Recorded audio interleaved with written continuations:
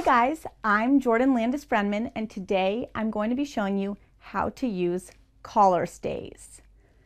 Today you can get collar stays in lots of different types of styles and from tons of different companies that offer a modern option on a traditional collar stay.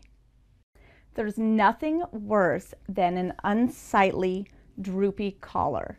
Please, please, guys, do yourself a favor and remove the plastic collar stay that comes with each shirt and replace them with a collar stay made of stainless steel.